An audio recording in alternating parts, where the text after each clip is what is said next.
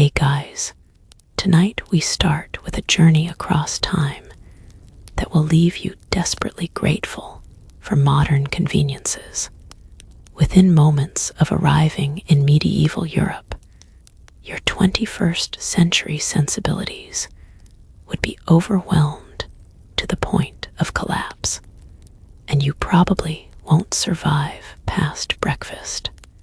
So before you drift off completely, like this video and subscribe, only if this kind of sleepy narration is your thing. And hey, drop a comment with where you're watching from and what time it is on your end. Now kill the overhead lights, maybe light a candle, and let's get into some history. Imagine opening your eyes in a medieval dwelling.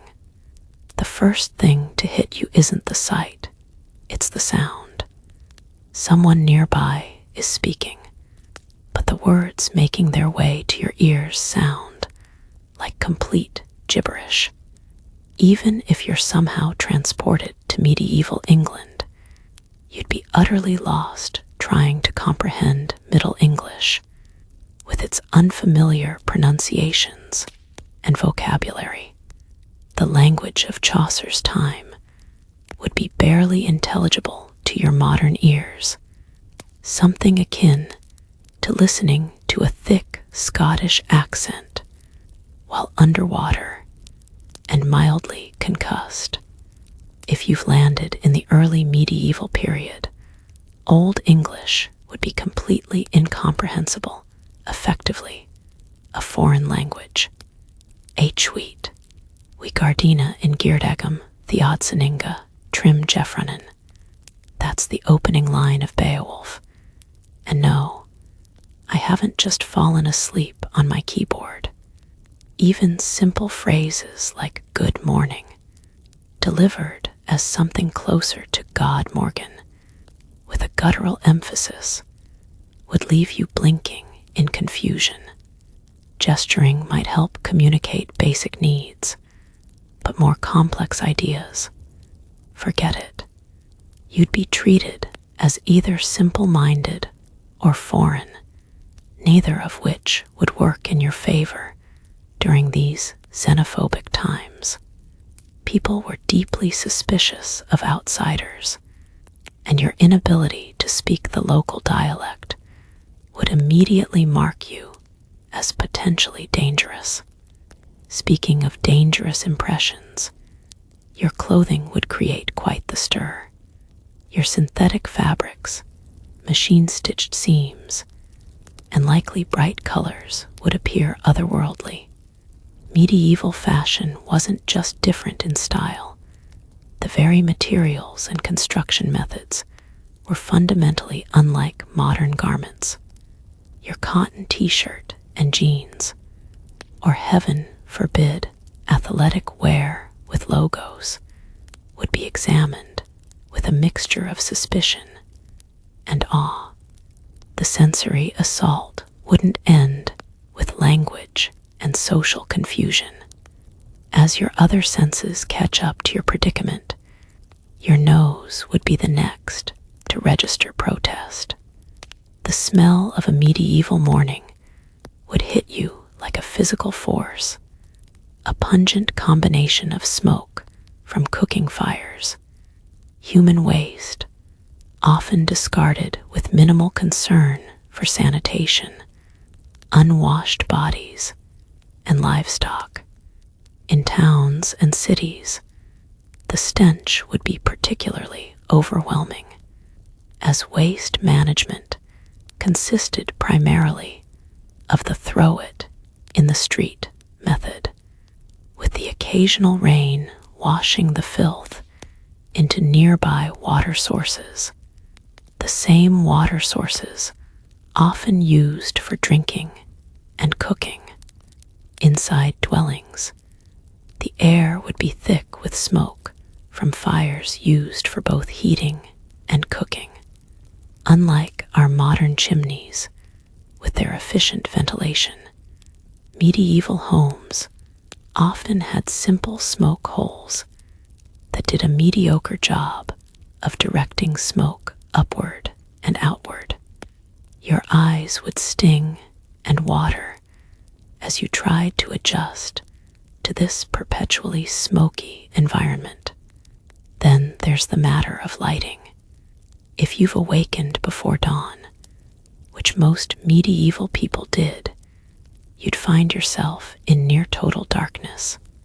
Candles and oil lamps existed, but were expensive luxuries. Most common folk simply went to bed when it got dark and rose with the sun. A sleep schedule your caffeine-dependent modern body would find brutal to adjust to. As dawn breaks and you venture outside, the ground beneath your feet would be nothing like the smooth pavement you're accustomed to. Roads, where they existed at all, were rutted dirt paths that turned to muddy quagmires after rain. In towns, streets might be a chaotic mess of mud, animal droppings, discarded food, and human waste. Your modern shoes, designed for clean, flat surfaces, would provide little traction and less protection. The general cacophony would disorient you further. No ambient hum of electricity or distant traffic. Instead, a medieval morning brought the crowing of roosters, the squealing of pigs being driven through streets, the shouts of vendors setting up market stalls, and the overall din of a pre-industrial society waking up to a new day. Church bells would ring to mark the hours, serving as the community timekeeper in an era without personal timepieces. Your modern ears, accustomed to the relatively consistent volume levels of contemporary life, would be startled by the unregulated noise. A passing cart might screech at a volume that makes you wince. A town crier might suddenly shout proclamations mere feet from where you stand. Without noise regulations or the sound dampening effects of modern construction, medieval life was unexpectedly and at times painfully loud. Temperature control would be another shock to your system. Whether too hot in summer or bitterly cold in winter, medieval buildings offered minimal insulation. That stone castle you romanticized in history books, in winter, it's effectively a refrigerator with decorative tapestries, attempting vainly to keep the chill at bay. Commoners' homes, often constructed of wattle and daub with thatched roofs, would be drafty, damp, and host to a variety of insects and rodents that you'd find less than charming roommates. And speaking of unwelcome companions, your first medieval morning would likely include close encounters with various crawling inhabitants. Fleas, lice, bedbugs, and rats were common guests in medieval dwellings across all social classes. Even royalty wasn't spared the torment of parasites. They just dealt with them in slightly nicer surroundings. The constant itching from flea bites would be a persistent reminder of your temporal displacement. Hunger would soon make itself known, but satisfying it would present yet another challenge. The morning meal in medieval times was often simple and would strike you as woefully inadequate. Perhaps a piece of bread and ale, even for breakfast. Yes, weak ale was consumed throughout the day, even in the morning, as it was often safer than water. Your caffeine-addicted modern palate would scream for coffee or tea, neither of which was widely available in medieval Europe. Some scholars argue that medieval people weren't constantly filthy or surrounded by squalor, that they valued cleanliness within the constraints of their technology and understanding. While this may be true to some extent, the reality remains that their baseline for clean would fall dramatically short of your modern expectations. The occasional full-body bath might happen a few times a year, with more frequent washing of hands and face. Roman-style public baths had largely disappeared from Western Europe, and the cultural attitude toward bathing was complicated by religious concerns about nudity and morality. If all this weren't disorienting enough, consider the sheer lack of privacy you'd experience. Medieval dwellings, particularly for common folk, often consisted of a single room where entire families lived, worked, ate, and slept. Your modern concept of personal space would be completely foreign. Beds might be shared not just with family members, but occasionally with travelers or guests. Your attempts to find a moment alone would be met with confusion or suspicion. What are you trying to hide? By now, you've been awake for perhaps an hour in medieval times, and already your modern sensibilities have been assaulted from all directions. Your inability to communicate, the overwhelming sensory input, and the absence of every convenience you take for granted would leave you reeling, and your day has barely begun. The psychological shock alone might be enough to break your spirit before you've even had a chance to face the more concrete challenges of medieval survival. The morning's disorientation was merely a prelude to the hygiene horrors awaiting you. As you stumble through your first medieval hours, the call of nature inevitably arrives, and with it, your first truly traumatic medieval experience. Your desperate search for a bathroom reveals the disturbing truth. There isn't one, at least not as you understand it. In a peasant's home, you might find a chamber pot, essentially a bucket kept under the bed, or in a corner. More affluent homes might feature a garderobe, a small room built into an exterior wall, with a seat positioned over a simple shaft leading somewhere unpleasant. Castles often had these primitive toilets emptying directly into moats or nearby water features. That romantic castle moat, more accurately described as an open sewer. Public facilities in towns were equally horrifying.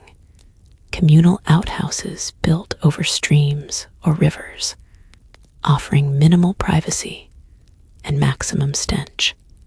In densely populated urban areas, residents often simply tossed waste from windows into the streets below, sometimes with a perfunctory warning shout of garde-à-l'eau, a corruption of the French garde-à-l'eau, or watch out for the water. This practice was so common that in some cities, like Edinburgh, it was actually regulated. Waste could only be thrown out at specific times of day, generally after 10 p.m. How considerate. The wealthy weren't much better off.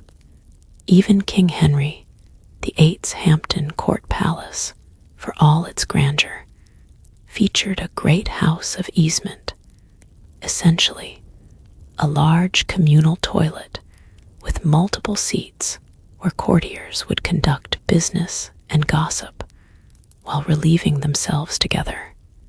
your modern need for bathroom privacy would be viewed as peculiar and perhaps even suspicious. Toilet paper, a luxury from the distant future. Instead, you'd find yourself using moss, leaves, straw, or if you were wealthy, pieces of wool or hemp.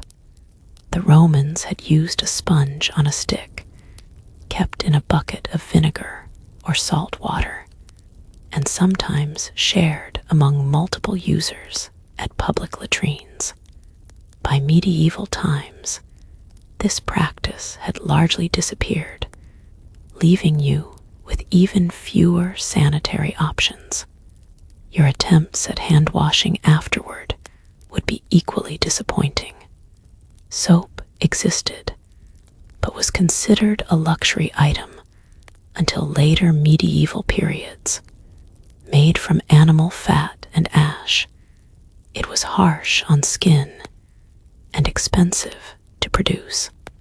Common folk might wash with plain water or use sand as an abrasive cleaner, neither particularly effective at removing harmful bacteria. Speaking of water, your instinct to drink it would quickly earn you a case of dysentery, or worse. Medieval water sources were frequently contaminated with human and animal waste. Wells often stood perilously close to cesspits, with groundwater carrying bacteria between them. Rivers served simultaneously as water sources, transportation routes, and sewage disposal systems. This is why alcohol consumption was so universal. The brewing process killed many pathogens, making weak ale and beer safer hydration options than water. Bathing is another modern habit you'd need to reconsider. The frequency of bathing varied widely across medieval Europe and across the centuries, but it was certainly less common than our daily showers. A full immersion bath might be a monthly or even seasonal event. Some medical authorities of the time warned against excessive bathing, believing that it opened the pores and allowed disease to enter the body. Not a completely irrational fear, given that bathwater was rarely changed between users and could indeed spread illness. Public bathhouses existed in some areas, continuing the Roman tradition, but by the late medieval period, many had closed or developed reputations as centers of prostitution. Your request for a bath might be met with confusion, concern for your health, or assumptions about your moral character. Dental hygiene would present another rude awakening. Toothbrushes, as we know them, didn't exist until the late 17th century. Medieval people might clean their teeth with cloth, twigs frayed at the end to form a rough brush, or rinse with various concoctions including wine, vinegar, or urine. Yes, urine, which contains ammonia and was thought to have whitening properties. Toothpaste was non-existent, though some used abrasive powders made from crushed chalk, brick, or salt. The results of these dental practices were predictably grim. Tooth decay was rampant, and extraction was often the only treatment for toothache. If you were lucky, this would be performed by a barber surgeon with specialized tools. If not, you might find yourself at the mercy of a blacksmith or another strong-armed individual with pliers. Without anesthesia, of course. Some historians argue that medieval teeth weren't universally terrible. Less sugar in the diet meant less decay, but periodontal disease from poor hygiene was widespread, and missing teeth were common among adults. Your personal fragrance would soon become a source of embarrassment. Without deodorant, regular bathing, or clean clothes, body odor would be inevitable. That's not to say medieval people were oblivious to smell, quite the contrary. They were sensitive to odors and used various methods to mask them. Herbs and flowers might be strewn across floors, carried in pouches, or worn as garlands. Perfumes made from essential oils were used by the wealthy, while common folk might rub herbs directly on their bodies. The communal nature of medieval life made these smells particularly inescapable. Crowded marketplaces, churches, and taverns would be a symphony of human odors mixed with smoke, animals, and food. Your modern nose, accustomed to sanitized spaces and artificial scents, would be perpetually offended. Laundry presented another hygiene challenge. Washing clothes was a labor-intensive process involving heating water over a fire, using harsh lye soap, and hours of scrubbing and wringing. As a result, garments were washed infrequently, monthly, or even seasonally. Undergarments, where they existed, might be changed and washed more regularly, but your outer clothes would remain largely unwashed. Airing clothes out was often considered sufficient between proper washings. The materials themselves contributed to the problem.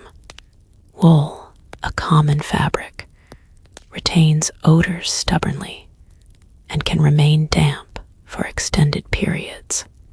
Linen, used for undergarments, was more hygiene-friendly, but still difficult to clean properly with medieval methods. Your modern expectations of fresh, clean clothes each morning would be thoroughly unsustainable. Insect management would become a constant preoccupation. Fleas, lice, and bedbugs were ubiquitous across all social classes. Even the most fastidious medieval person would likely host parasites. Bedding might be boiled occasionally to kill insects, but complete elimination was virtually impossible.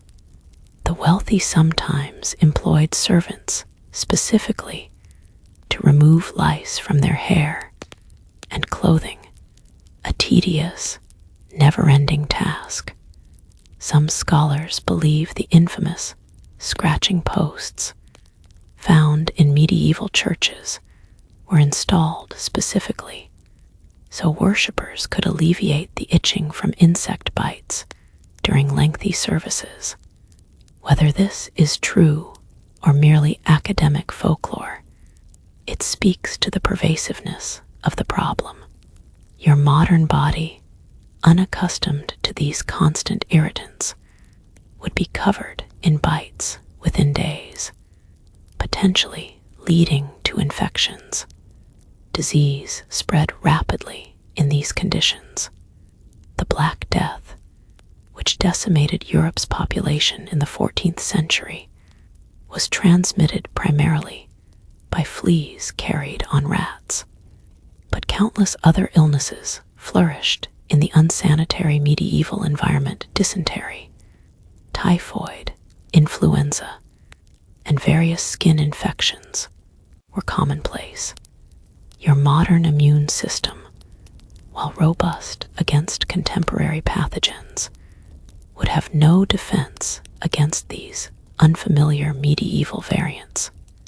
The waste management situation beyond your immediate toilet needs was equally distressing.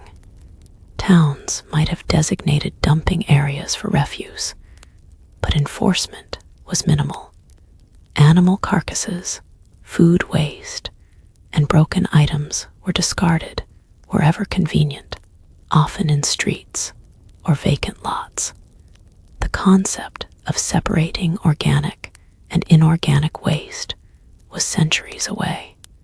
During rainy periods, streets became flowing channels of filth, carrying a noxious mixture toward natural waterways. Some medieval communities developed surprisingly sophisticated waste management systems. Parts of London had primitive sewers by the 14th century, and some larger towns employed rakers to clear streets of the worst debris. But these were exceptions rather than the rule, and even the best medieval waste management would fall catastrophically short of modern standards. As midday approaches, your empty stomach reminds you that despite all the morning's horrors, you still need to eat. Food, that most basic of human needs, becomes your next medieval challenge, and it's one that might finally break your modern resolve. If you've managed to survive the language barriers and hygiene horrors thus far, the medieval meal could prove your undoing. First, let's address what you won't be eating. That morning coffee. Gone. Oranges and bananas. Non-existent in most of Europe. Tomatoes, potatoes, corn, chocolate, vanilla, and turkey. All native to the Americas and unavailable to medieval Europeans. Your diet is about to become dramatically restricted, and your modern palate, accustomed to global cuisine and year-round produce, is in for a shock. What you will find depends heavily on your social status and the season. If you're among the peasantry, as most people were, your diet centers around bread, not the light, fluffy, perfectly sliced sandwich bread from your local supermarket, but dense, chewy loaves often made with barley, rye, or maslin, a wheat rye mix. Pure wheat bread was typically reserved for the wealthy, while the poorest might subsist on bread made from pea flour, acorns, or whatever could be ground and baked. This bread wouldn't emerge from a temperature-controlled oven with perfect crust and crumb. Peasant families often lacked private ovens, instead bringing their dough to communal bakehouses where it would be identified with a personal mark, a practice that gave us the term upper crust, as the top of the loaf was marked to identify its owner. The resulting bread was frequently undercooked or burned, and by modern standards, extremely dense.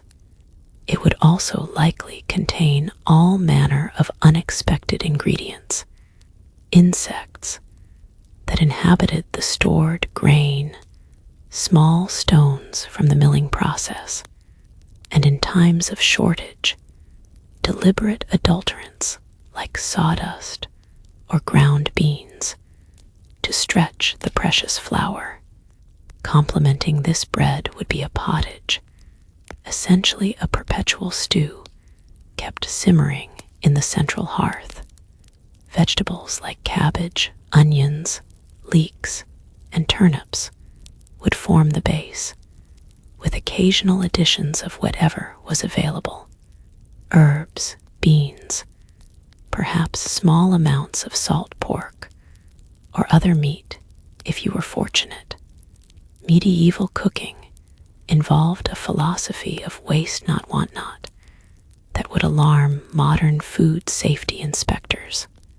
That pottage might have been simmering for days, or even weeks, with new ingredients added as others were consumed. creating a microbiological experiment of questionable safety. If you've landed among the nobility, your food options expand considerably, though not always in appealing ways. Medieval feasts featured impressive quantities and varieties of meat, far more than modern diets, often prepared in ways designed to showcase wealth rather than culinary skill. Birds might be redressed in their feathers after cooking. Pies could contain live birds or frogs released when the crust was broken. The likely origin of 24 blackbirds baked in a pie, and elaborate subtleties, sculptural food displays demonstrated the host's prosperity. Spices feature prominently in medieval upper-class cooking, not to mask the taste of spoiled meat, as popularly believed. The wealthy could afford fresh provisions, but because they were expensive imports that signaled status. Your modern palate, accustomed to subtle seasoning, might find medieval cuisine overwhelming, with dishes combining cinnamon, ginger, cloves, nutmeg, sugar, and vinegar in proportions that would make a contemporary chef wince. The methods of food preservation would also challenge your modern sensibilities. Without refrigeration, medieval people relied on salting, smoking, pickling, and drying to extend food's usability. Heavily salted fish and meat, fermented vegetables, and dried fruits would comprise much of your diet outside the growing season. The salt content in preserved foods was often extreme by modern standards, necessary for preservation, but resulting in a level of sodium intake that would horrify today's nutritionists.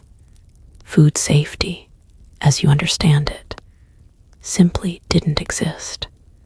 Concepts of germ theory were centuries away, and cross-contamination was inevitable. Medieval kitchens featured wooden preparation surfaces that could never be properly sanitized. Raw and cooked foods mingled freely, and animals were often slaughtered and butchered in close proximity to cooking areas. Your carefully cultivated gut microbiome, protected by modern sanitation and food handling practices, would be wholly unprepared for this microbial onslaught. Then there's the matter of mealtime itself. Forget your carefully scheduled breakfast, lunch, dinner routine. Medieval eating patterns varied widely, but generally favored two main meals, a lighter one in mid-morning and a more substantial repast in early evening. Your body, trained to expect regular feeding at specific intervals, would struggle to adapt to this new schedule. Table manners would present another adjustment.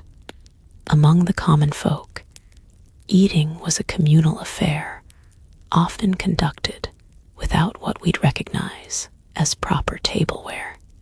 You might be expected to bring your own knife, not primarily for cutting food, but for spearing it from common dishes. Forks were rare or non-existent in much of medieval Europe until the late period. Food was largely eaten with fingers or with pieces of bread used as edible utensils, hence the term trencher, for a slice of stale bread that served as a plate. If dining with nobility, the rules become more complex rather than more familiar. Elaborate hand-washing rituals might precede the meal, with servants pouring scented water over guests' hands. Shared drinking vessels could circulate among diners, presenting a disease transmission nightmare to your modern sensibilities.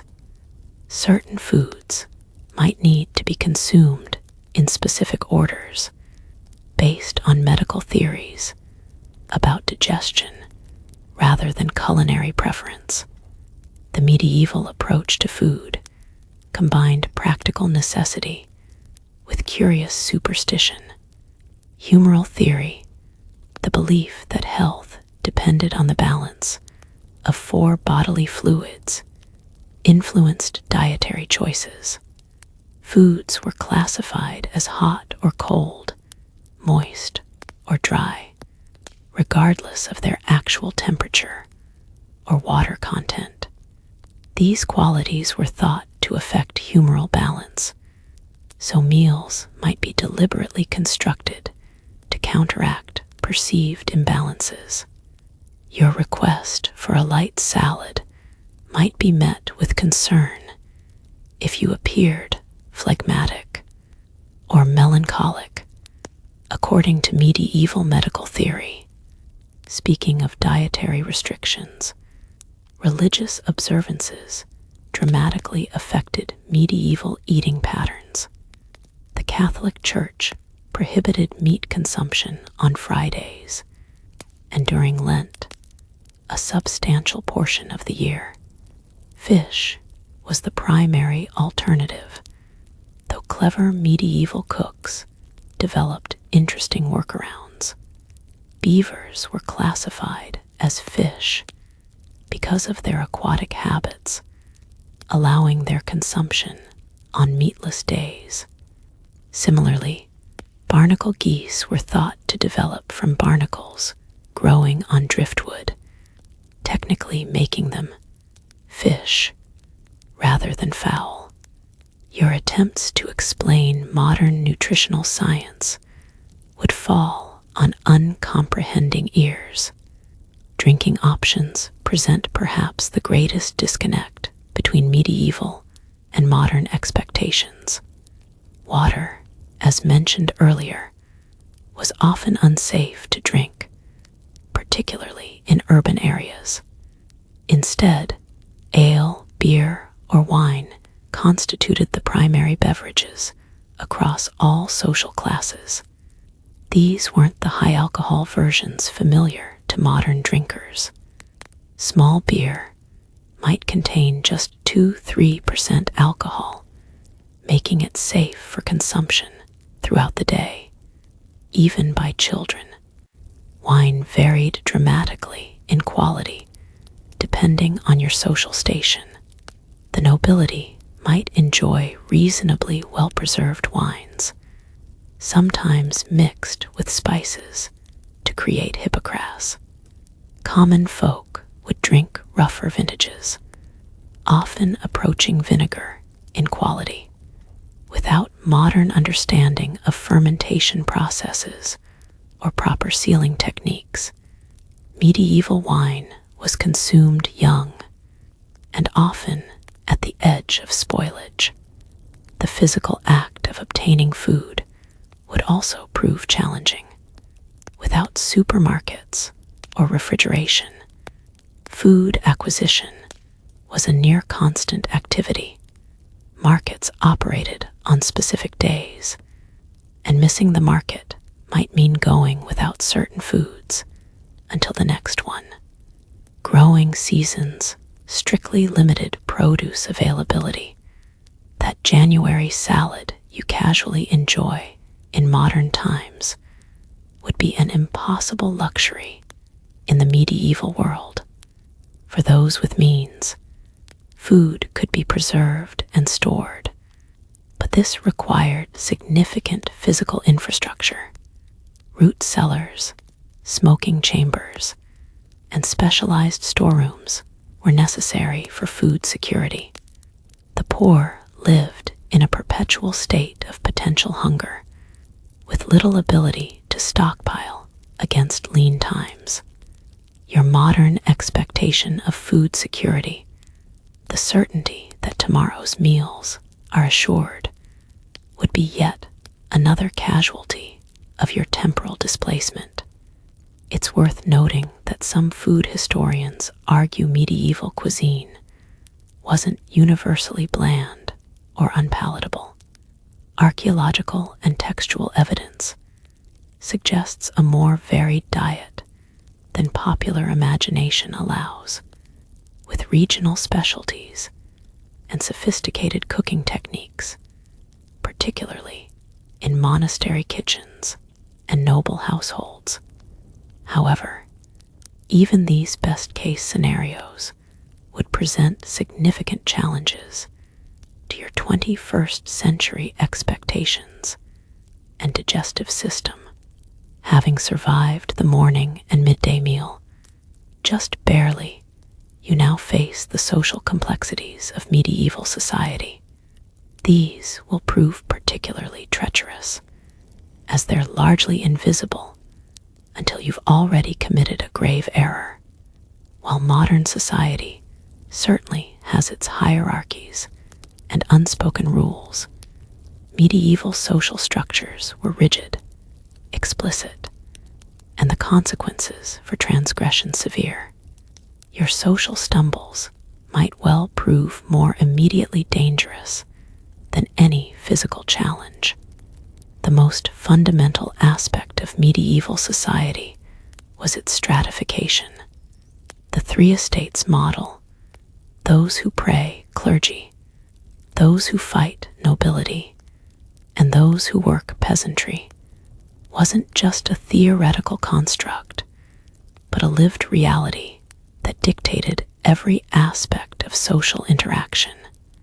Your place in this hierarchy determined who you could speak to, how you addressed them, where you could go, and even what you could wear.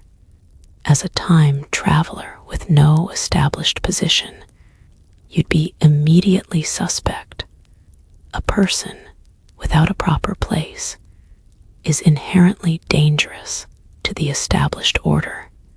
Let's assume you've somehow acquired appropriate clothing for a middle-class townsperson or merchant, a relatively flexible position that might allow some social mobility. Even with this advantage, you'd quickly find yourself committing egregious faux pas. Modern body language and speech patterns would mark you as peculiar at best and threatening at worst. Your casual stance, direct eye contact, or hand gestures could inadvertently signal aggression or disrespect. Addressing social superiors presents particular challenges. Medieval forms of address were complex and varied by region, but universally more formal than modern equivalents. Failing to bow or curtsy appropriately, neglecting to remove your hat in the presence of betters, or omitting proper honorifics in speech could result in immediate social censure or even physical punishment.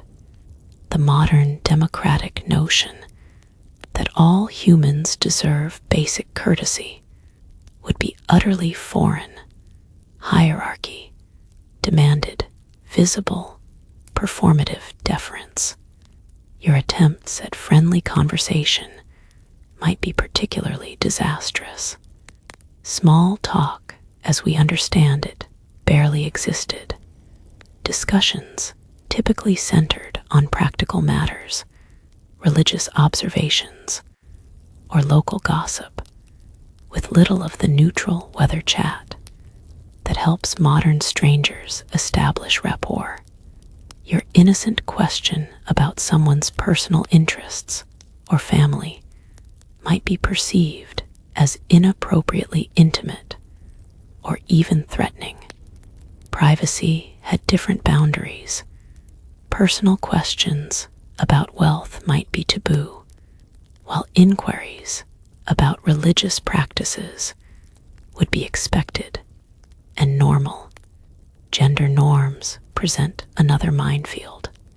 Medieval society maintained strict separation of gender roles that would make your modern sensibilities recoil. As a woman, unaccompanied movement through public spaces would draw immediate suspicion. Speaking directly to men outside your family, expressing opinions on matters beyond domestic concerns, or displaying knowledge of subjects considered masculine would mark you as dangerously inappropriate at best, possibly heretical at worst. As a man, failing to demonstrate proper authority over women in your household, or showing too much interest in feminine pursuits would undermine your social standing.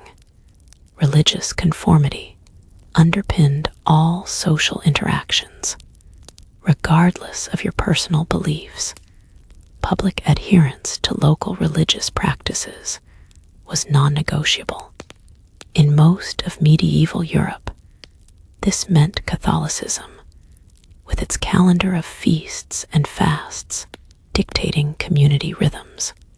Your failure to know basic prayers, proper church etiquette, or important saints' days would immediately mark you as an outsider. Even worse, expressing modern secular viewpoints might easily be interpreted as heresy, a dangerous accusation with potentially fatal consequences. The complexity of medieval social rules extended to seemingly minor details that modern people rarely consider. Sumptuary laws regulated clothing based on social class. Wearing garments above your station was actually illegal in many regions. Colors, fabrics, and decorative elements were strictly controlled. A merchant's wife might be forbidden from wearing silk or purple dye, regardless of her wealth. Your instinct to dress attractively in whatever style appeals to you would conflict directly with these rigid expectations. Gestures and body language carried different meanings in medieval contexts. The modern thumbs up might be read as obscene, while crossing your arms could signal defiance rather than casual comfort.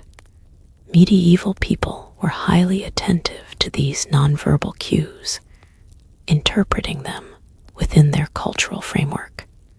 Your unconscious modern mannerisms would broadcast confusing or offensive messages without your awareness. The concept of personal space varied dramatically from modern expectations. Medieval society was physically closer. People shared beds with family members, travelers, and occasionally strangers. Conversations happened at distances modern people would find uncomfortably intimate. Your instinctive maintenance of polite distance might be read as coldness or suspicion, while crowded spaces would trigger your modern aversion to close contact. Table manners, as mentioned earlier, followed different rules, but the social implications of dining extended far beyond utensil use. Seating arrangements at meals strictly reflected social hierarchy, being placed below the salt, farther from the high table where salt, a precious commodity, was placed, clearly demonstrated your lower status. Food service followed precise protocols, with the best portions reserved for the highest-ranking diners. Your modern egalitarian expectations would be constantly frustrated by these visible reminders of social stratification. emotional expression had different boundaries as well. Modern society generally values emotional control with occasional authentic vulnerability. Medieval culture permitted certain emotional displays that would seem excessive today. Public weeping during religious services or at funerals was expected rather than embarrassing. Conversely, expressions of doubt about religious matters or social hierarchies were dangerous rather than thoughtful. Your attempts to navigate these unfamiliar emotional landscapes would likely result in appearing either coldly reserved or inappropriately expressive. Language itself would betray you beyond mere vocabulary differences. Medieval English speakers used familiar and formal forms of address, thou, you, to mark social relationships, similar to modern French tu/vous or German du/sei. Using the wrong form, too familiar with superiors or too formal with inferiors, immediately signaled social confusion or deliberate disrespect. Even if you managed to learn enough Middle English vocabulary to communicate, these subtle grammatical distinctions would likely escape your notice until too late. Commerce and trade operated on unfamiliar principles.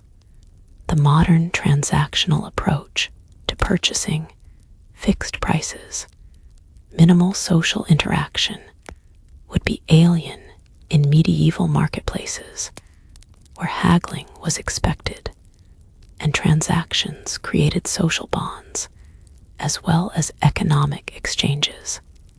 Markets weren't just commercial spaces, but social hubs where community information circulated and relationships were maintained. Your attempt to quickly purchase goods and leave would mark you as suspicious and possibly offensive. Time itself was conceptualized differently. Rather than precise minute-by-minute scheduling, medieval days were divided by church bells marking canonical hours.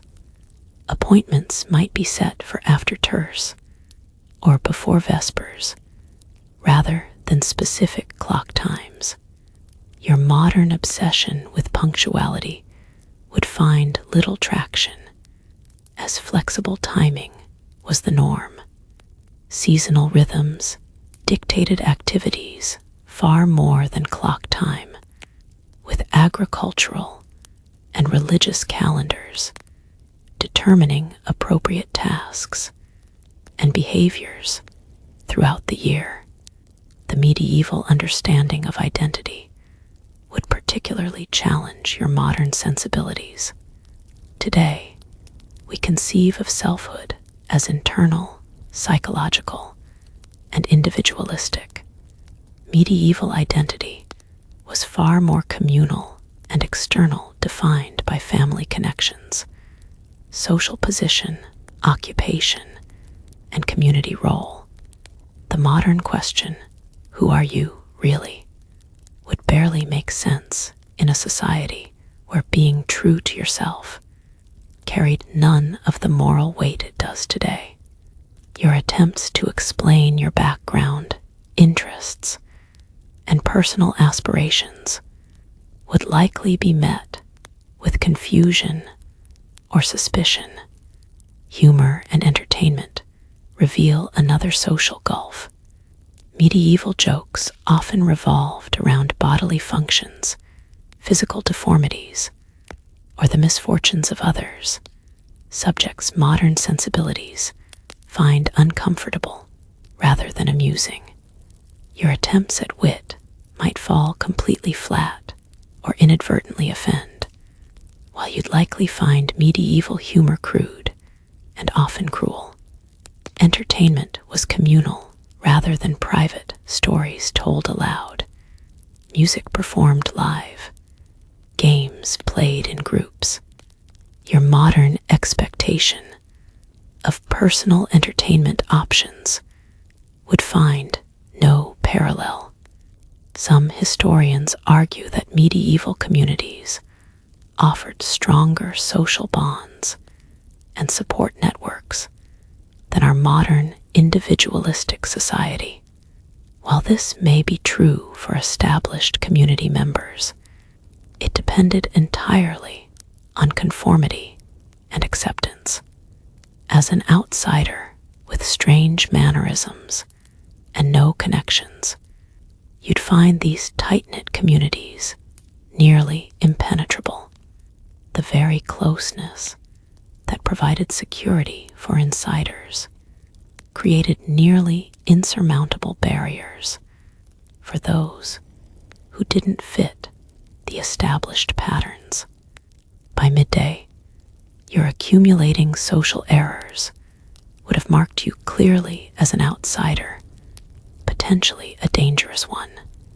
Without the proper language, mannerisms, knowledge of religious practices, or understanding of hierarchy, you'd be unable to establish the trust necessary for basic social functioning.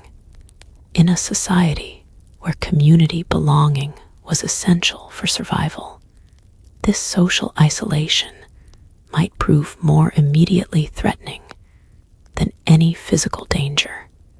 The afternoon brings perhaps the most physically demanding challenge of your medieval adventure: work. Whether you've landed among peasants, urban craftspeople, or even the supposedly idle nobility, you're about to discover that medieval labor would break your modern body faster than any plague or pottage ever could. The backbreaking reality of pre-industrial work would likely be the final blow to your 21st century constitution. If you found yourself among the rural peasantry, as roughly 90% of medieval Europeans did agricultural labor awaits, forget the romantic notion of simple farming with hand tools in sun-dappled fields. Medieval agriculture was a brutal test of physical endurance that modern gym enthusiasts, with their carefully planned workouts, would fail spectacularly.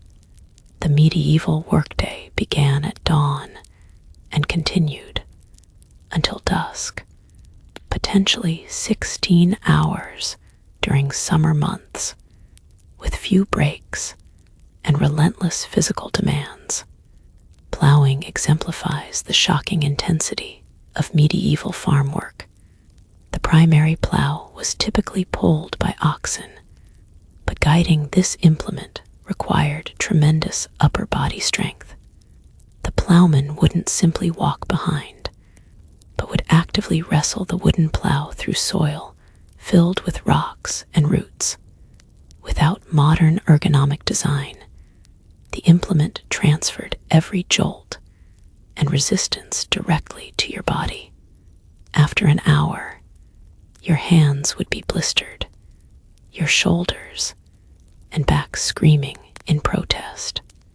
Medieval peasants developed specific musculature from years of this work. Musculature your office-shaped body simply doesn't possess. Harvesting crops presented different but equally devastating challenges. Using a scythe or sickle requires a precise technique developed over years of practice. Your awkward attempts would yield poor results and quickly produce debilitating pain in muscles you never knew existed. The repetitive motion, hour after hour, day after day, would create repetitive stress injuries that modern medicine could treat, but medieval healers would barely recognize. And this assumes you're healthy and well-fed to begin with, rather than operating with the chronic malnutrition common among the medieval peasantry. Even tasks that seem superficially similar to modern yard work would break you. Chopping wood for fuel wasn't an occasional weekend activity, but a constant necessity. Medieval axes were heavier and less balanced than modern tools, and the technique required to efficiently split logs differs significantly from what most modern people imagine. Your attempts would likely result in stuck axes, wasted energy, and potentially dangerous accidents, as the heavy implement glances off wood at unpredictable angles. Urban trades offered no respite from physical demands. Blacksmiths developed asymmetrical physiques from repeatedly swinging hammers, often suffering hearing damage from constant forge noise and burns from flying sparks. Tanners endured the overwhelming stench of urine and animal decomposition used in the leather-making process. Weavers hunched over looms in poor light, leading to deteriorating vision and skeletal deformities. Each trade required specific physical adaptations that developed over years of practice. Adaptations your body lacks. The tools themselves would defeat you before the tasks could. Medieval implements lacked modern ergonomic design, standardization, and material science. That carpenter's saw is heavier, duller, and less predictable than anything you've encountered. The blacksmith's hammer transfers every shock directly to joints, unprepared for such impact. Even agricultural tools like hoes and rakes feature handles of irregular shapes that would quickly raise blisters on your soft modern hands.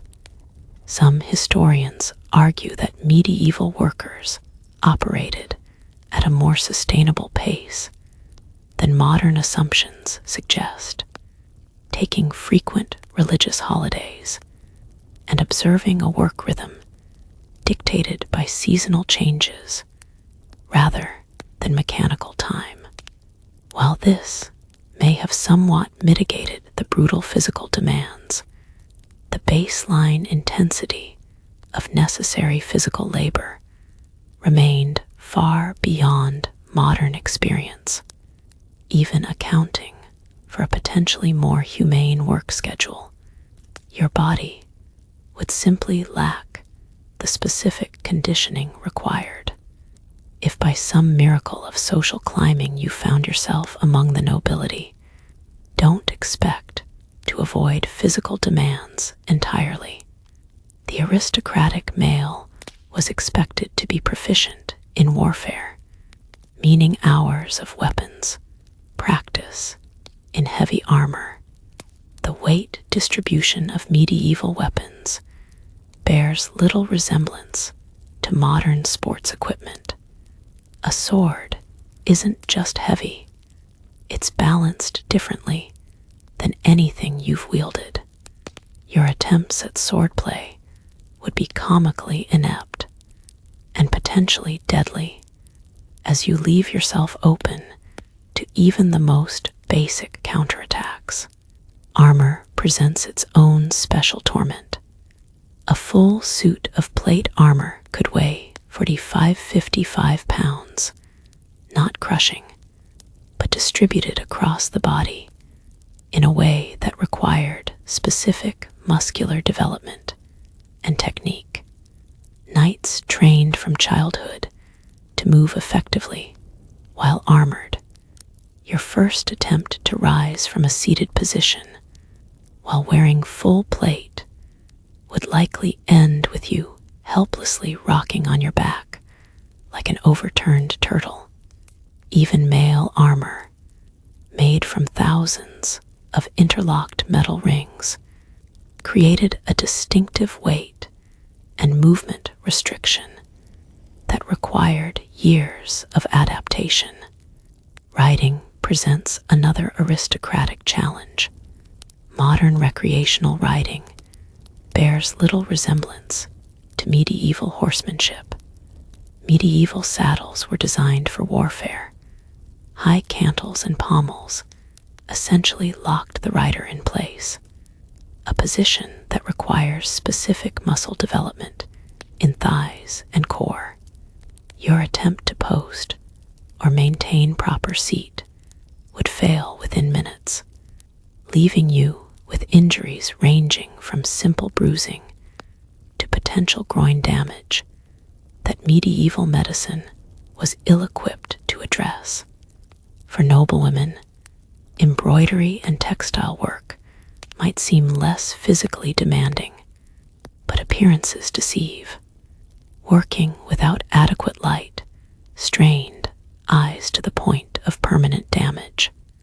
The fine detail work required both dexterity and endurance that modern hands, accustomed to keyboards and touchscreens, simply haven't developed. Hours bent over embroidery frames resulted in skeletal issues modern ergonomics specifically seeks to prevent. Even the clergy, often portrayed as having the easiest physical existence, faced challenges your modern body would struggle to meet. Monasteries required significant manual labor, with many following the Benedictine rule of ora et labora, prayer and work. Copying manuscripts demanded hours of hunched positioning, maintaining perfect penmanship despite cramping hands and dimming light. The physical austerities practiced by many religious orders, limited sleep, minimal diet, uncomfortable clothing, unheated cells, would ravage your body accustomed to modern comforts. The weather compounds every working challenge. Medieval laborers worked through conditions modern occupational safety standards would never permit. Summer field work meant hours under direct sun without adequate hydration or sun protection. Winter tasks continued despite bitter cold, with chilblains and frostbite as common occupational hazards. Your modern expectation of climate-controlled workspaces would collapse in the face of medieval environmental exposure. Then there's the matter of safety, or rather, its complete absence. Modern workplace regulations, warning labels, and safety equipment simply didn't exist. That carpenter's workshop features open blade hazards, exposed cutting edges, and splinter risks that would horrify a modern safety inspector. Agricultural implements regularly claimed fingers or limbs. Your instinctive safety expectations would be not just unmet, but actively dangerous as you hesitate or flinch at precisely the wrong moment. The pace of work followed different rhythms as well. While the medieval workday might include religious breaks and seasonal variations, the intensity during actual working periods was unrelenting. No scheduled coffee breaks, no ergonomic assessments, no job rotation to prevent repetitive strain. The physical demands continued until the task was completed or daylight failed, regardless of your growing discomfort or fatigue. Your clothing would further complicate physical labor. Medieval work clothes were designed for durability rather than comfort or movement. Heavy woolens chafed and restricted motion while failing to wick moisture effectively. Leather or wooden shoes lacked any cushioning or arch support. The rough fabrics would create friction points and hot spots, leading to blisters and abrasions within hours. Even the undergarments, where they existed at all, lacked the elastic give and moisture management of modern basics. Some workplace conditions were actively toxic. Medieval metallurgy exposed workers to lead, mercury, and arsenic without any protective equipment. Textile production involved caustic chemicals for dyeing and finishing. Even seemingly benign occupations like pottery exposed artisans to silica dust and metal compounds in glazes. Your modern body, unaccustomed to these exposures, would likely react more severely than medieval workers who built tolerance through lifelong exposure, though that tolerance often manifested as chronic illness and shortened lifespan. By day's end, your body would be depleted in ways no modern workout can replicate. The specific muscle groups taxed by pre-industrial labor differ from those developed by even the most dedicated cross-training program. As the workday ends and your body screams in protest from unaccustomed labor, you might hope for some medical relief for your blistered hands, aching back, and various injuries. Unfortunately, medieval healthcare presents perhaps the most terrifying aspect of your temporal displacement. Modern medicine has spoiled you with its germ theory, anesthesia, and evidence-based treatments. Medieval medical practices would not only fail to heal you, they might actively hasten your demise. Medieval medicine operated on principles entirely foreign to modern understanding. The foundation was Galenic medicine, named after the Greek physician Galen, which centered on the theory of 4 bodily humors: blood, phlegm, black bile, and yellow bile. Health depended on maintaining proper balance among these humors, with illness resulting from imbalance. Treatments focused on restoring equilibrium through interventions that often ranged from ineffective to actively harmful. Your throbbing headache, likely from dehydration after your medieval workday, would be diagnosed as an excess of blood, a hot condition requiring cooling and rebalancing. The prescribed treatment: bloodletting.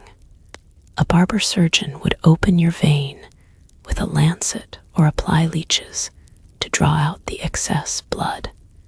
The amount removed could be substantial, up to 30% of your total blood volume, leaving you weaker, more anemic, and certainly not relieved of your original complaint. Some medieval medical authorities recommended bloodletting as a preventative measure, further depleting already malnourished patients. That infected cut on your hand, almost inevitable given medieval working conditions, might be treated with a poultice of bread mold, accidentally approximating antibiotic treatment. More likely, however, you'd receive applications of dunce or goose dung based on the medieval belief that like cures like, since infections were hot and putrefying, similar substances would draw out the corruption. These treatments introduced additional bacteria, virtually ensuring the infection would worsen rather than resolve. Surgical interventions existed, but would horrify your modern sensibilities. Anesthesia, as we understand it, was non-existent. Patients might receive alcohol or opium preparations to dull consciousness, but these were inconsistently effective. Surgical pain management primarily involved physical restraint, being held down by assistants while fully conscious as the surgeon worked. The psychological trauma alone would be devastating, even if the procedure proved technically successful. The concept of sterilization hadn't been established. Surgeons moved between patients without washing hands or instruments, wearing blood-encrusted aprons as badges of professional experience rather than biohazards. The same knife might cut through infected tissue before being immediately used on a fresh wound. Post-surgical infection was so common, it was considered an inevitable part of the healing process rather than a preventable complication. Your broken bone, perhaps from a fall in the muddy streets or a workplace accident, would receive somewhat more effective treatment. Medieval bone setters often possessed practical skill developed through apprenticeship and observation. The bone might be properly aligned and stabilized with wooden splints and bandages. However, complex fractures, or those requiring modern surgical repair, would likely result in permanent disability or death from infection after compound fractures broke the skin. Internal ailments presented particular challenges to medieval practitioners who lacked diagnostic tools beyond external observation. Your abdominal pain might be attributed to an excess of black bile, treated with purgatives and emetics designed to expel the offending humor.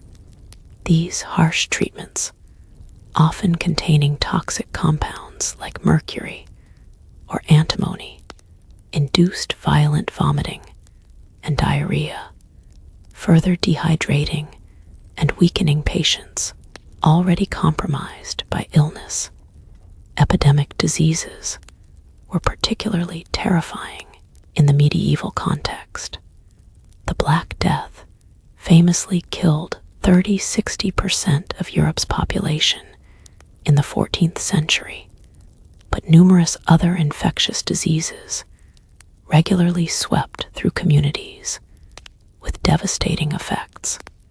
Without understanding of germ theory, preventative measures focused on miasma theory, the belief that disease spread through bad air or noxious vapors. Plague doctors wore bird-like masks filled with aromatic herbs, believing these would filter disease-causing miasmas while doing nothing to prevent actual transmission routes.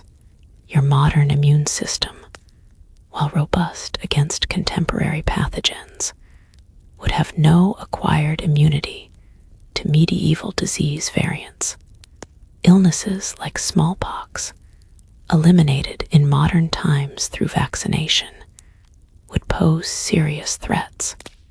Even common childhood diseases, measles, mumps, whooping cough, could prove fatal to your unprepared immune system, particularly when combined with the physical stress and malnutrition of medieval life. Some scholars argue that certain medieval medical treatments contained elements of effectiveness. Willow bark preparations, containing natural salicylates similar to aspirin, provided genuine pain relief. Honey, used in wound dressings, has recognized antimicrobial properties. Certain herbal remedies contained compounds now identified as therapeutic. However, these effective treatments were prescribed alongside harmful or useless interventions, with no systematic way to determine which actually helped patients recover. Mental health conditions received particularly troubling treatment in medieval medicine. Your anxiety or depression, natural responses to temporal displacement, and the constant stress of medieval survival might be diagnosed as melancholy from excess black bile, or potentially as demonic influence requiring spiritual rather than medical intervention. Treatments ranged from dietary adjustments to exorcism, with nothing resembling modern psychological support or appropriate medication. The practitioners themselves varied widely in training and approach. University-educated physicians, primarily serving wealthy patients, emphasized theory over practical skills. They might examine urine color and consistency, check pulse qualities, and prescribe complex formulations prepared by apothecaries, all while avoiding direct physical contact with patients, considered beneath their dignity. Surgeons occupied a lower social tier, handling physical interventions, including bloodletting, tooth extraction, and wound treatment. Barbers often served as surgeons, their striped poles originally representing the bloodied bandages of their medical practice. For most common people, healthcare came primarily from local wise women, monks with medical knowledge, or self-treatment based on inherited folk wisdom. Women's health presents another medical horror. Childbirth, already dangerous in pre-industrial settings, was further complicated by medical theories that often prioritized the child over the mother. Caesarean sections were performed only when the mother was dead or dying, as survival was virtually impossible without modern surgical techniques and infection control. Female complaints were frequently attributed to wandering womb, the belief that the uterus could physically move around the body, causing various symptoms, or to inherent female imbalances, requiring male medical authority to correct. Your dental problems, almost inevitable in a medieval setting, would receive particularly primitive treatment. Tooth extraction was the primary intervention for dental pain, performed without anesthesia, using crude forceps. Abscesses might be lanced and drained, providing temporary relief before inevitable recurrence without antibiotics. Tooth replacement, where attempted, utilized animal teeth or those taken from corpses, bound in place with metal wire, a procedure with predictably poor outcomes and high infection risk. The medieval approach to preventative health would likely strike you as a combination of reasonable advice and magical thinking.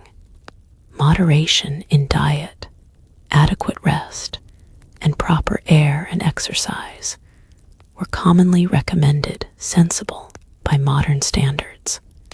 However, These would be interwoven with astrological considerations, religious obligations, and humoral theories that might counteract the practical benefits. Your birth sign might determine which foods were considered harmful to your particular constitution. Religious fasting requirements could undermine proper nutrition. Bathing recommendations varied wildly, with some authorities recommending regular cleanliness, while others warned against opening the pores to disease.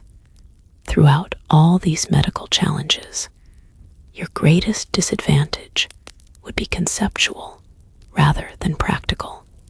Your understanding of illness causation, germs, viruses, bacteria, cellular processes would find no counterpart in medieval thinking.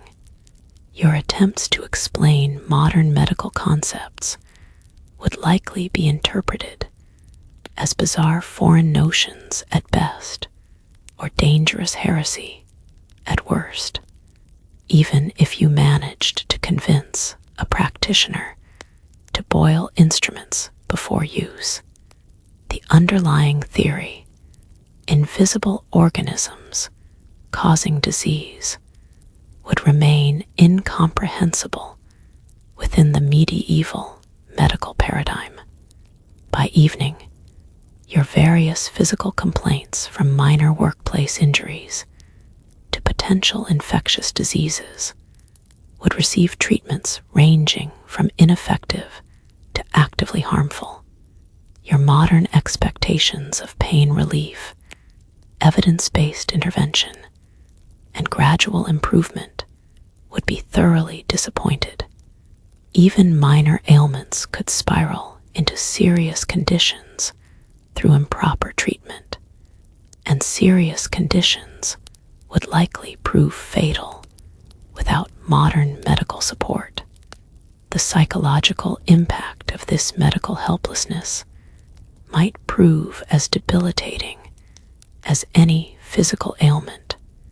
The knowledge that even simple infections could mean death would create a constant background anxiety unknown in your previous life. As twilight descends and you somehow survive your first day's injuries with medieval medical care, you now face yet another danger: the medieval legal system. Should you run afoul of local authorities, you'll discover that medieval justice bears little resemblance to modern jurisprudence. The legal labyrinth awaiting you would make even the most Kafkaesque modern bureaucracy seem like a model of clarity and fairness. Medieval law wasn't a unified system, but a tangled web of overlapping jurisdictions and competing authorities: royal law, ecclesiastical church law, manorial courts, urban regulations, guild rules, and customary practices, all operated simultaneously, often with unclear boundaries. Your first challenge would be determining which authority had jurisdiction over your particular offense, a nearly impossible task for a time traveler with no legal training in medieval systems. The concept of individual rights, fundamental to modern legal thinking, was essentially non-existent. Your expectations of due process, presumption of innocence, right to counsel, and protection from self-incrimination would find no purchase in medieval courtrooms. Justice was primarily concerned with maintaining social order and affirming hierarchical authority, rather than protecting individual liberties or ensuring fair treatment. Criminal accusations would be particularly devastating. The investigative process bore little resemblance to modern policing. Without forensic science, investigations relied heavily on witness testimony, reputation, and sometimes supernatural elements like trial by ordeal. If accused of a crime, your status as an outsider with no established reputation or community ties would immediately disadvantage you. Character witnesses and community vouching played crucial roles in medieval justice, assets you completely lack. Evidence collection and presentation followed rules that would seem arbitrary by modern standards. The number of witnesses sometimes mattered more than the quality of their testimony. Social status determined credibility. A nobleman's word typically outweighed a commoner's regardless of factual accuracy. Your modern understanding of evidence as objective information would clash with a system where social relationships often predetermined legal outcomes. Trials themselves would shock your modern sensibilities. In many regions and periods, accusation nearly equated to guilt, with trials serving primarily to determine punishment rather than establish facts. The concept of defense, as we understand it, barely existed. You might be expected to speak on your own behalf without counsel, navigating unfamiliar legal procedures while potentially unable to fully understand the language being used. For serious crimes where evidence was inconclusive, trial by ordeal was sometimes employed. Physical tests believed to invoke divine judgment. These included carrying hot iron, retrieving an object from boiling water, or trial by combat. The theory held that God would protect the innocent, allowing them to heal quickly from burns or prevail in combat despite physical disadvantages. Your modern skepticism about such methods would do nothing to exempt you from them if ordered by the court. Torture formed an accepted part of the legal process in many medieval jurisdictions. Unlike modern prohibitions against forced confession, medieval authorities regularly employed judicial torture to extract information or confessions. The logic was disturbingly circular. Torture was applied to obtain confessions, which were then considered valid despite being coerced. Your modern body and mind, unaccustomed to physical pain and shaped by human rights concepts, would likely confess to anything under such duress. Punishment for even minor offenses would horrify you. Public humiliation was common time in the stocks, or pillory exposed offenders to public mockery, rotten food projectiles, and sometimes physical abuse from passers-by. Whipping was routinely prescribed for numerous offenses. Mutilation, cutting off ears, hands, or other body parts, served as both punishment and permanent marking of criminals. These physical punishments were designed not just to penalize, but to visibly mark wrongdoers, creating a visible criminal class. Capital punishment was employed far more broadly than in modern systems, covering numerous offenses beyond murder.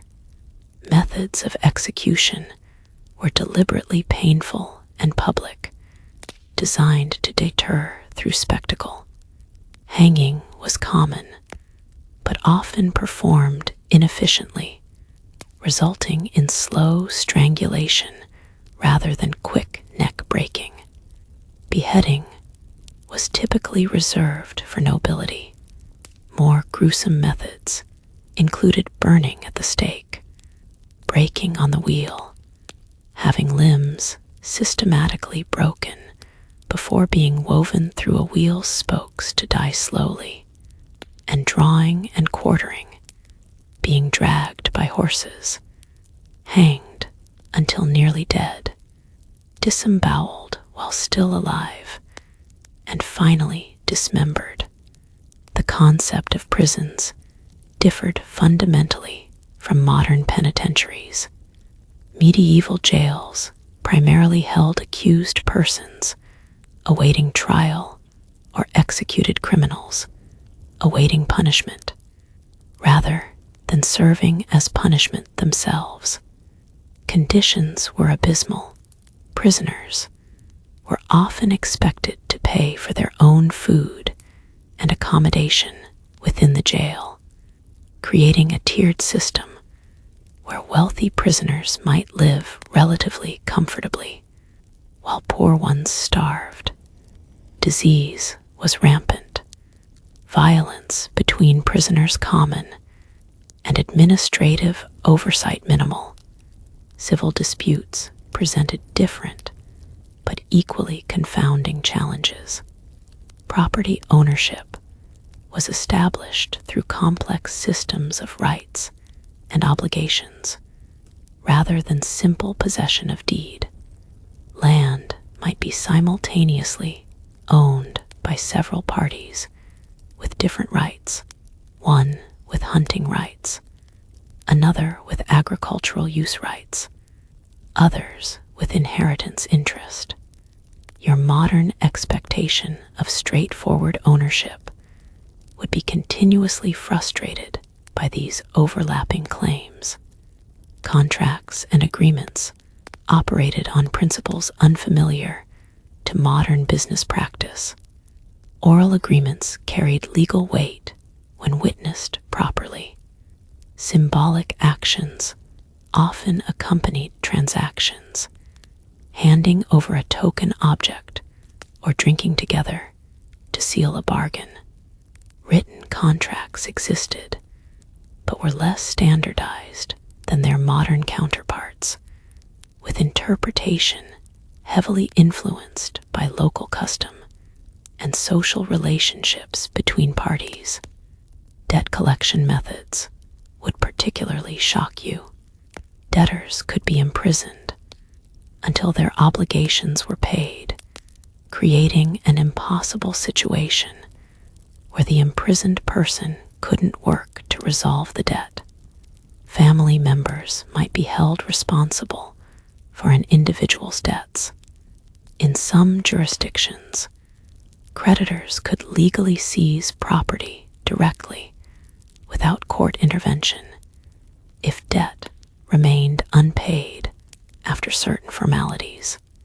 Your position as an outsider would mean navigating this legal labyrinth without the protection of family or guild connections, crucial to medieval legal survival. Medieval justice relied heavily on these networks, family members testifying to character, guild brothers vouching for professional conduct, community members supporting claims of good reputation. Without these connections, you'd be dangerously vulnerable to accusations, both false and trivial. Women faced additional legal disadvantages. In most medieval jurisdictions, women operated under various forms of legal disability, unable to represent themselves in court, testify in certain cases, own property independently, or make contracts without male approval. Female defendants often faced harsher scrutiny, particularly in morality cases.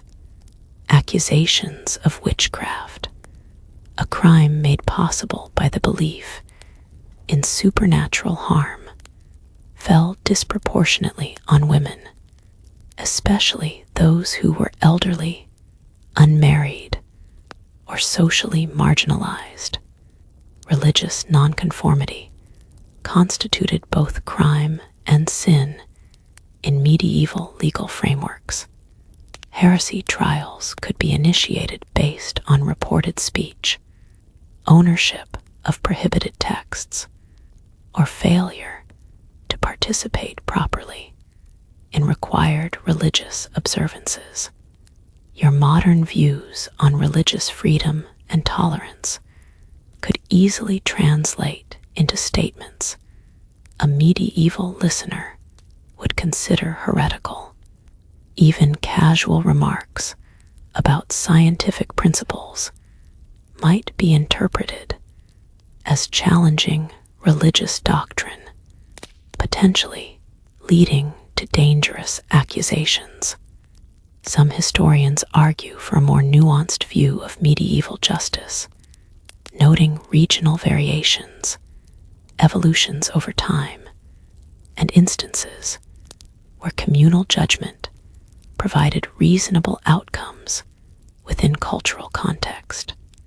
Local courts sometimes operated with practical flexibility, despite theoretical rigidity.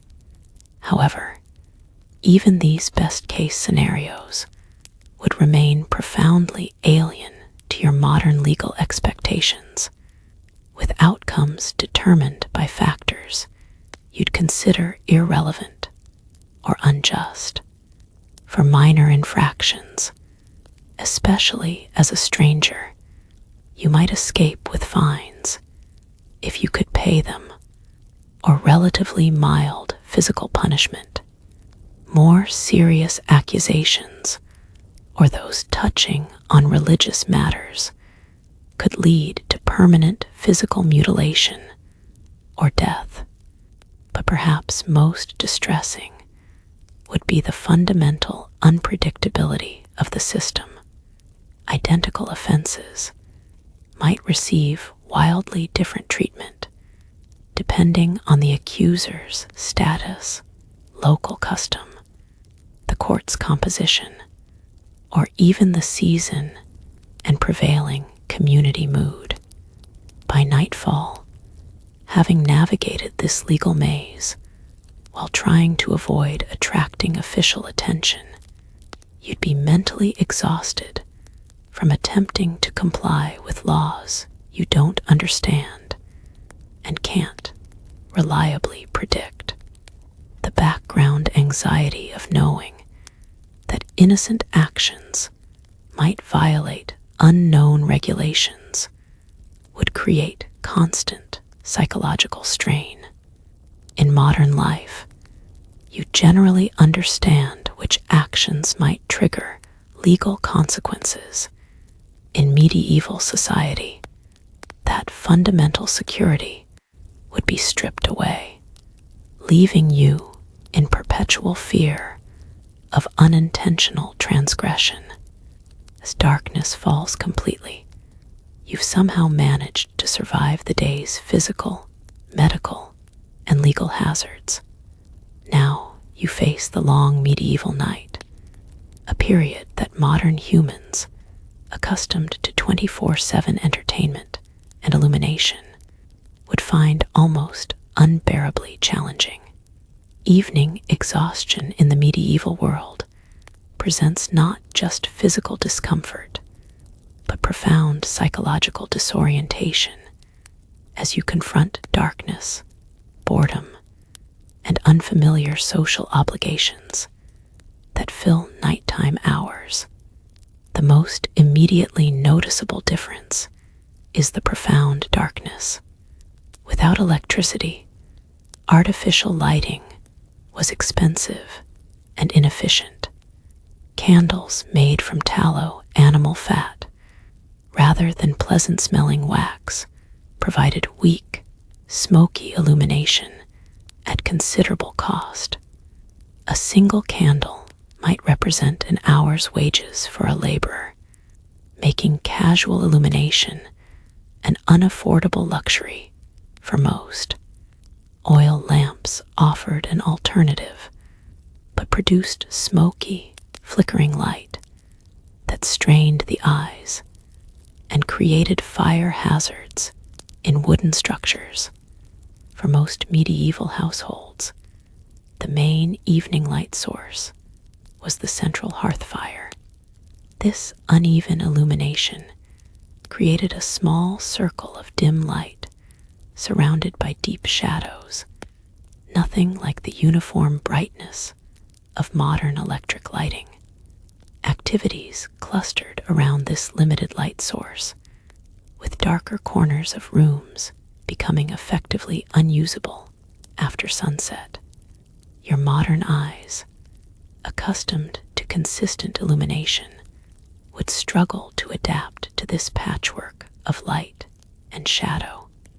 The darkness extended beyond individual dwellings. Medieval streets lacked systematic lighting until very late in the period, and even then, only in wealthy urban areas. Venturing out after dark meant navigating by moonlight when available, or carrying your own light source, typically a lantern with a candle inside. These personal lights created small pools of illumination that barely showed the path ahead, leaving you vulnerable to hazards from uneven ground to criminal ambush. Night in medieval communities brought a different social rhythm. Without artificial light extending productive hours, most people aligned their sleep patterns more closely with natural light cycles. Sleep typically came in two phases. First sleep, immediately after darkness fell, followed by a period of wakefulness around midnight, used for prayer, quiet conversation, or intimate relations. Then, second sleep, until dawn. Your modern expectation of a single consolidated sleep period would clash with this biphasic pattern, leaving you restless and disoriented. Evening activities were constrained by available light and heating. Reading was essentially impossible for all but the wealthy with access to multiple light sources. Fine handwork became impractical.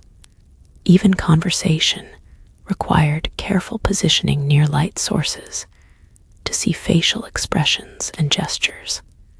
The limited options created a much stronger emphasis on oral tradition, storytelling, singing, and memorized recitation filled hours that modern people might spend reading or viewing screens.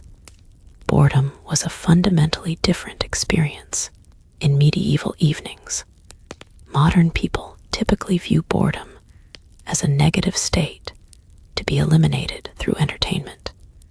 Medieval people often experienced it as a normal condition, requiring internal resources rather than external stimulation. Contemplation, prayer, and memory exercises filled quiet hours. Your addiction to constant input, the reflexive reach for a phone or remote control, would find no satisfaction in the medieval night. Sleep itself presented unusual challenges. Medieval beds bore little resemblance to modern sleep surfaces. Mattresses, where they existed at all, might be stuffed with straw, wool, or feathers for the wealthy, offering minimal support and serving as excellent habitat for various insects. Bed frames were typically shorter than modern versions, as many medieval people slept in a semi-reclined position rather than fully horizontal, partly due to beliefs about health and digestion, partly because this position allowed more people to fit in a single bed. That's right, bed sharing was the norm rather than the exception. Privacy during sleep was a concept that barely existed. Family members shared sleeping spaces by necessity, and travelers might be placed in bed with strangers at inns as a matter of course. Your modern expectation of a private sleeping space would be considered oddly antisocial and impractically wasteful of resources and warmth. Temperature regulation during sleep would particularly challenge your modern adaptations. Homes cooled significantly overnight as fires died down, with indoor temperatures in winter potentially dropping below freezing.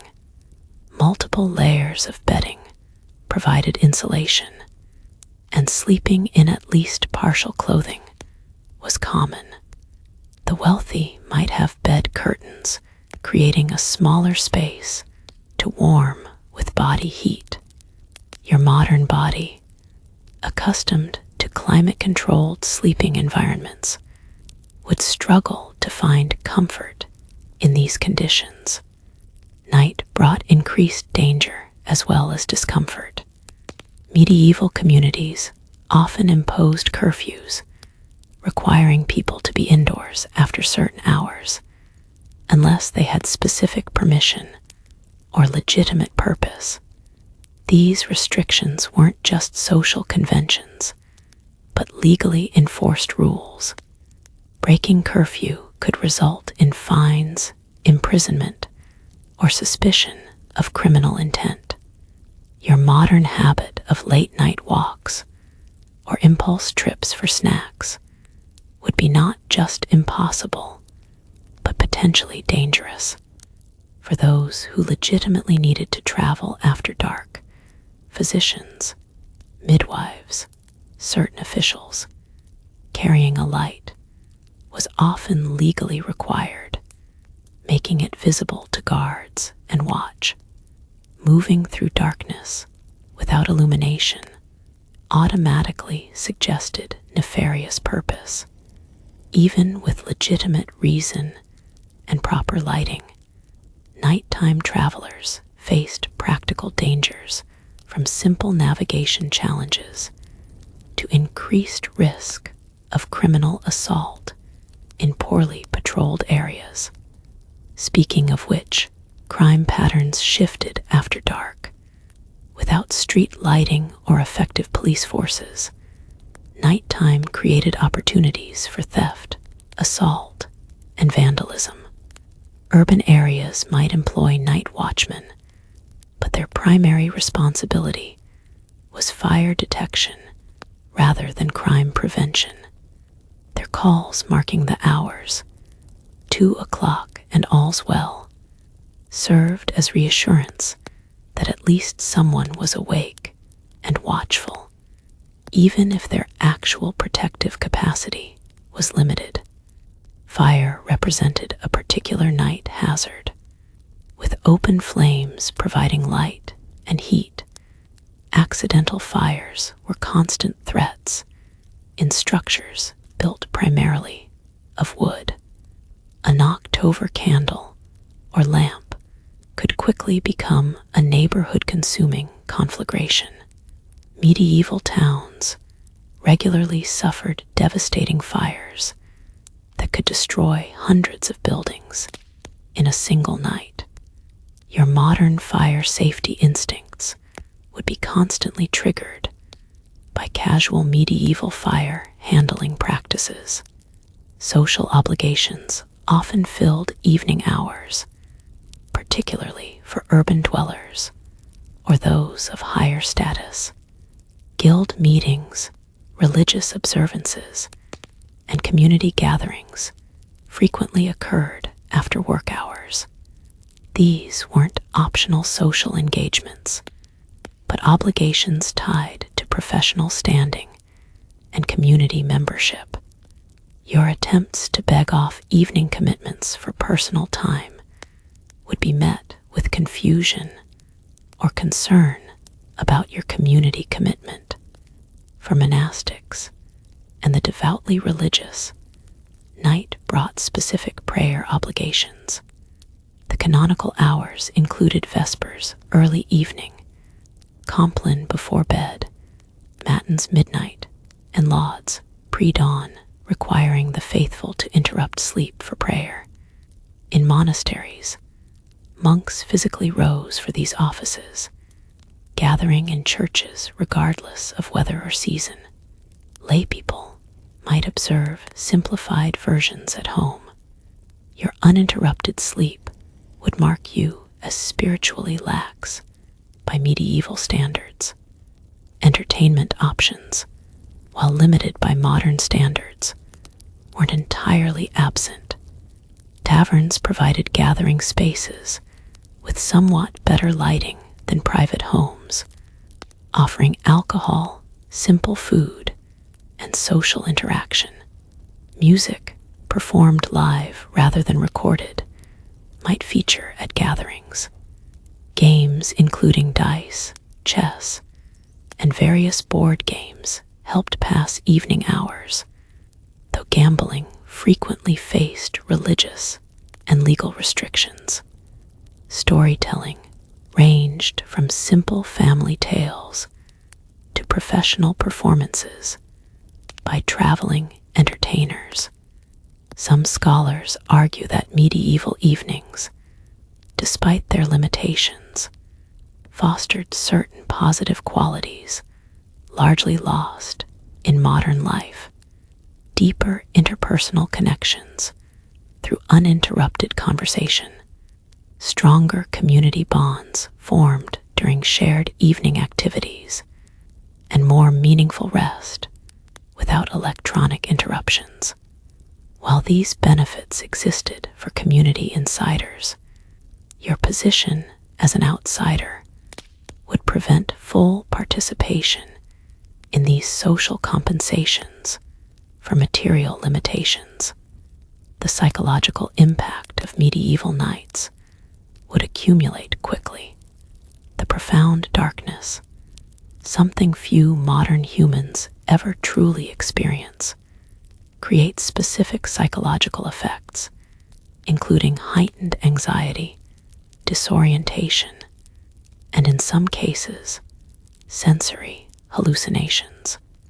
The inability to distract yourself from troubling thoughts through entertainment would force confrontation with fears and worries, usually held at bay by modern diversions. The lack of privacy would prevent emotional processing through solitude. After even a few medieval nights, your psychological resilience would be severely tested. Morning would bring no guaranteed relief from night challenges. Unlike modern fixed work schedules, medieval labor often began with first light earlier in summer, later in winter. Religious observances might require pre-dawn attendance. Your body's circadian rhythm, accustomed to consistent scheduling regardless of season, would struggle to adapt to these natural light-driven patterns. Chronic sleep disruption would compound the physical and psychological stresses of your temporal displacement. As you lie in your uncomfortable shared bed, staring into darkness, occasionally broken by the flickering glow of dying embers, your modern mind would race with anxieties unanswerable in the medieval context. The night, rather than offering rest and recovery from the day's challenges, would provide new forms of strain, some physical, others deeply psychological. The darkness, silence, and unfamiliar social patterns would underscore your fundamental displacement in time, creating a nighttime experience profoundly different from anything in your modern life.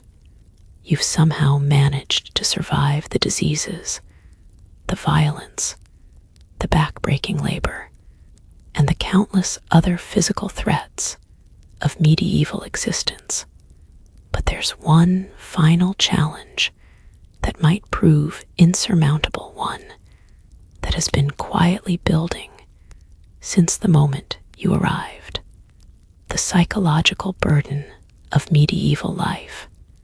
The mental strain begins with the crushing weight of uncertainty that permeates every aspect of existence.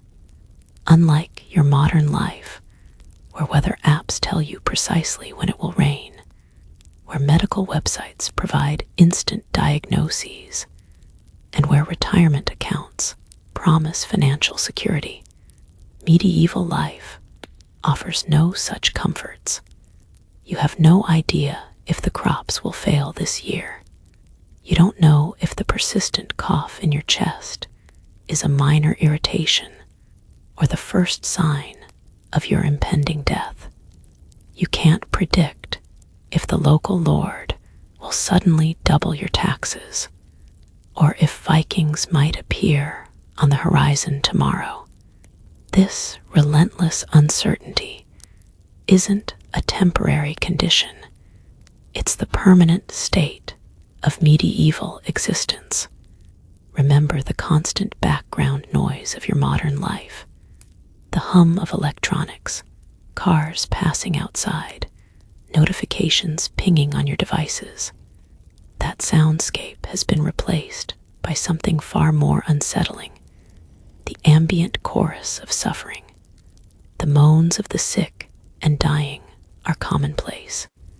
Children wail from hunger. Animals shriek as they're slaughtered. The screams of women in childbirth, a process with horrifyingly high mortality rates, are not sequestered in hospital wings, but echo through the community. Suffering isn't hidden away in medieval society. It's the everyday soundtrack of your existence. Then there's the sleep deprivation.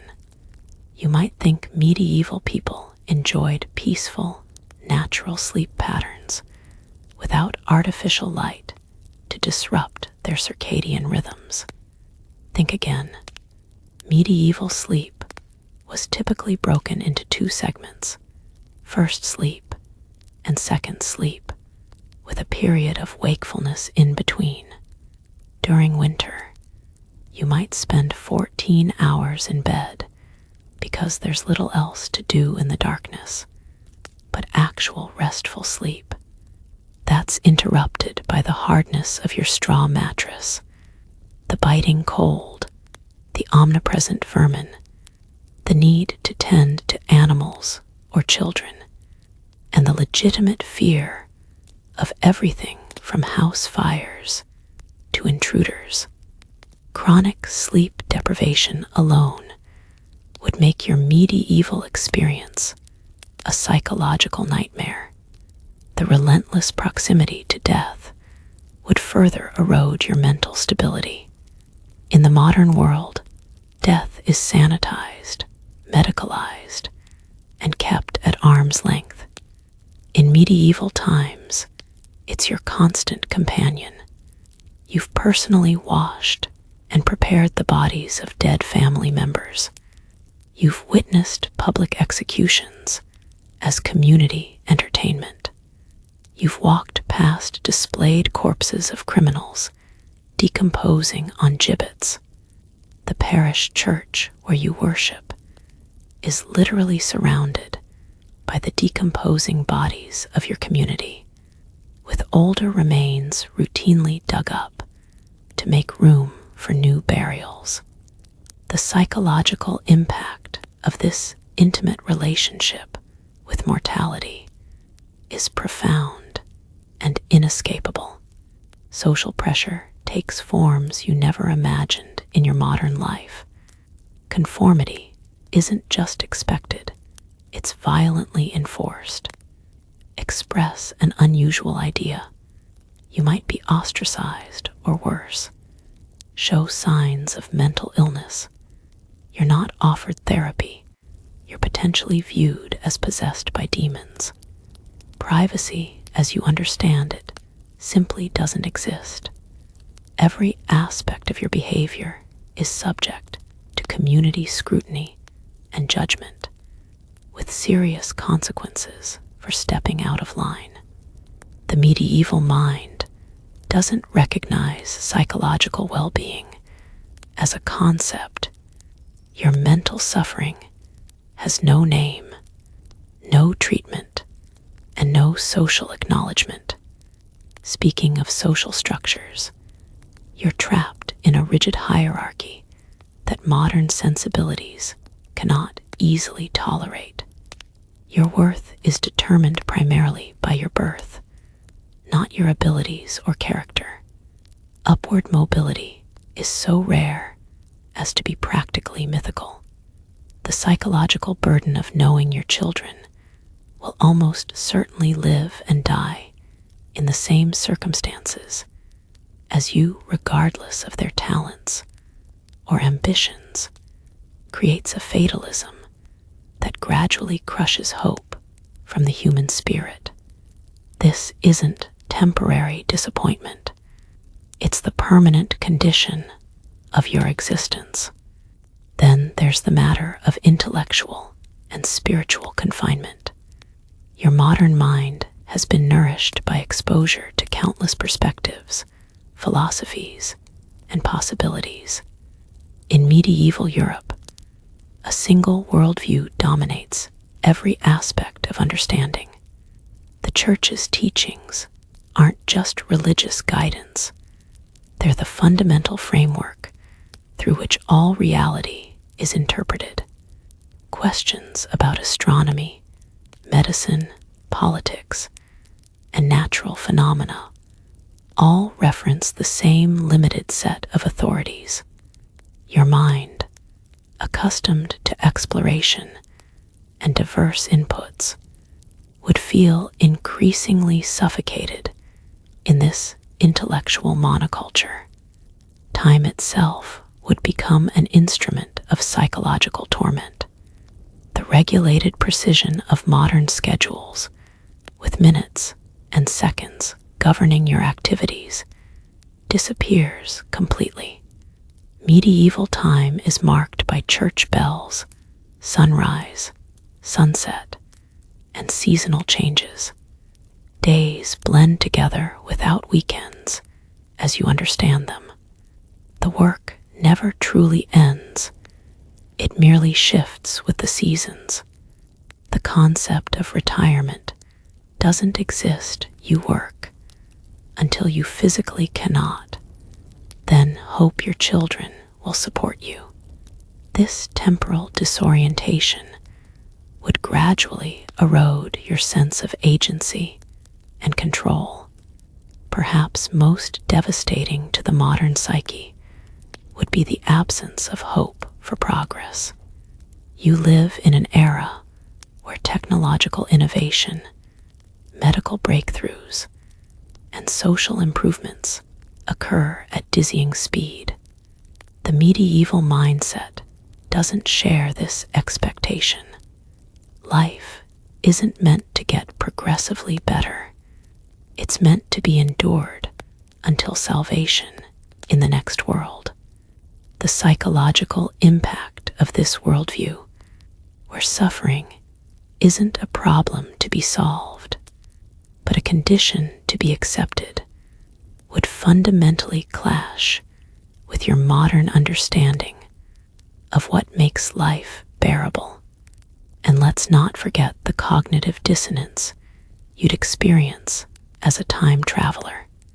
You possess knowledge that could potentially save lives and alleviate suffering, basic hygiene, simple medical interventions, agricultural improvements, but you lack the resources, authority, and contextual understanding to implement them effectively. Worse, attempting to share this knowledge could mark you as dangerous or heretical. The psychological burden of watching preventable suffering while being unable to intervene would become increasingly unbearable. By the end of your day in medieval times, even if your body has somehow survived the physical challenges, your modern mind would be buckling under these accumulated psychological pressures. The medieval world didn't just threaten physical survival, it required a fundamentally different mental framework, one that accepted limitations, uncertainty, and suffering in ways the modern consciousness has been systematically trained to reject. Your inability to quickly adopt this worldview wouldn't just make you miserable, it would likely render you dysfunctional in this environment. As darkness falls on your medieval day, perhaps the most merciful outcome would be returning to your own time with a profound appreciation for the psychological comforts the modern world provides, the luxury of expecting safety, the privilege of planning for the future, and the revolutionary concept that suffering is not an inevitable condition to be endured, but a problem that human ingenuity can and should address. There's something to be learned from this meandering tour through humanity's past. Not just gratitude for modern plumbing and antibiotics, though certainly those are worth appreciating. Perhaps it's the resilience of the human spirit that deserves your final thoughts before sleep claims you. For while you, with your modern expectations and sensibilities, wouldn't last a day in medieval times, our ancestors somehow endured. They found moments of joy amid hardship, created beauty despite brutality, and nurtured hopes for their children, even when their own lives offered little reprieve. The weight of history grows lighter now as your breathing deepens. Those medieval people weren't fundamentally different from you. They simply inhabited a world demanding different strengths. Their legacy flows through time, through countless generations, who gradually transformed that harsh reality into the comparative paradise you now inhabit. So rest easy tonight, knowing that you stand at the fortunate end of a long human chain, each link forged in circumstances you've been privileged to never know. And as you drift into sleep, carry with you not just relief, but reverence for those who came before.